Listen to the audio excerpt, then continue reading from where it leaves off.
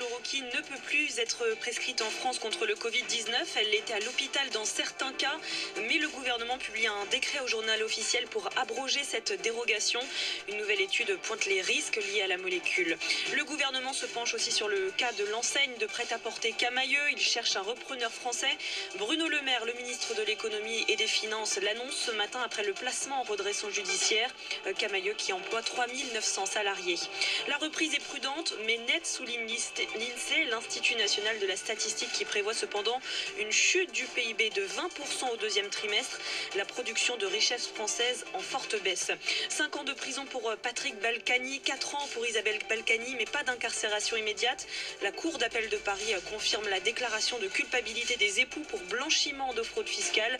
L'ancien maire de Levallois-Perret de 71 ans et son adjointe déjà condamnée pour fraude fiscale. Un peu plus de 1000 morts au Brésil ces dernières 24 heures. L'Amérique latine devenue le nouvel épicentre de la pandémie selon l'OMS. Plus de 24 500 décès enregistrés par les autorités brésiliennes. Chiffre sous-estimé selon les scientifiques. Alors que la phase 2 du déconfinement sera annoncée demain en France, France Info s'est procuré le protocole pour la réouverture des piscines. Une phase test d'abord dans une vingtaine d'établissements. Réserver sa ligne d'eau à l'avance sur Internet ou au guichet, 4 fois moins de baigneurs et les vestiaires collectifs fermés. France Info. Et tout est plus clair. Le moral des ménages.